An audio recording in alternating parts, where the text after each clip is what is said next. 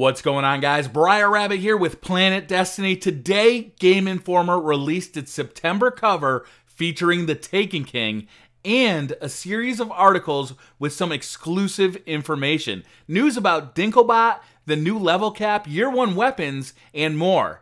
In Year 1 of Destiny, the voice of our ghost was performed by Peter Dinklage. According to Game Informer, Nolan North will be assuming this role moving forward and is actually replacing the current ghost dialogue. The lines will be the same, but Nolan North's voice will be consistent throughout the old and the new content. In an interview, Nolan says, "I was really excited to do this role. You want to give him as much personality as the world will allow without making it unbelievable. There's a fine line to walk here, and I think we found it." He goes on to say it's interesting because at one point they find another ghost that's been killed. A ghost is not just something that can be turned back on, it has an idea of an ending. It understands mortality. It has a vested interest in helping you succeed. More details will be revealed once this September issue of Game Informer is available, but they say the Ghost offers a new optional avenue into learning more about Destiny's lore. Hopefully, this means that the Ghost will read the Grimoire cards aloud, if nothing else. We know there will be new cinematics interspersed throughout the story missions, offering increased insight into previously paper-thin characters. We also learned the level cap will be increased to 40, and that it will be experience-based, not tied to the gear you have equipped.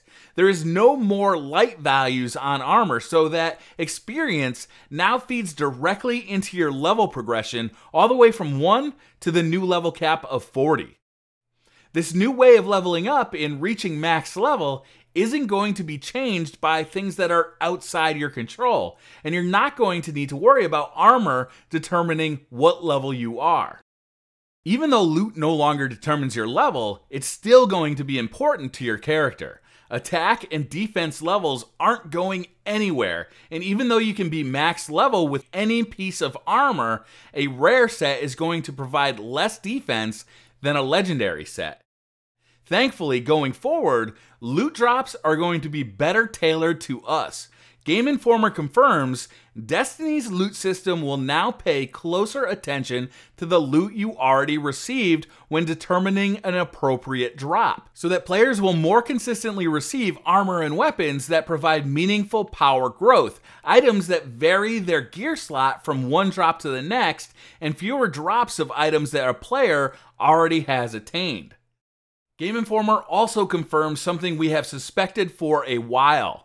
Old legendary armor and weapons from across Destiny's first year are not set to progress in power as Year 2 begins.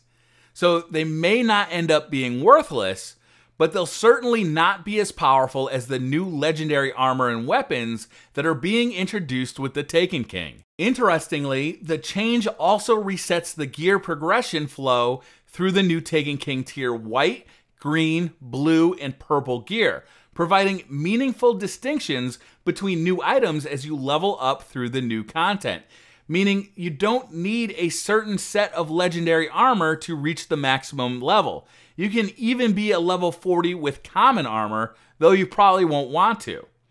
Huge news for Destiny fans today, detailing a lot of changes. Let us know in the comments what you think about Year 1 legendaries being left behind, the new level cap and progression system, and of course Nolan North being the voice of our ghost.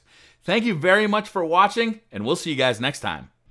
There is no playbook written for how to develop Destiny. So we had a lot of learning to do.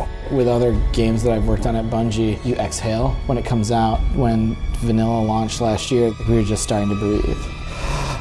We gotta start fixing stuff.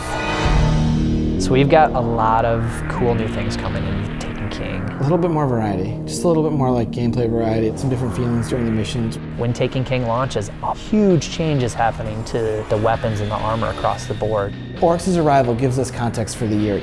It's the ultimate in-player empowerment to say like, hey, that guy you beat up last year, Crota, the guy who you pulled the internet cable on, his dad's here and he's pissed. We want those players who stopped at 20 to come back. We think they will. We've made improvements to the game, not just from an activities perspective and story, but also like how that ramp works.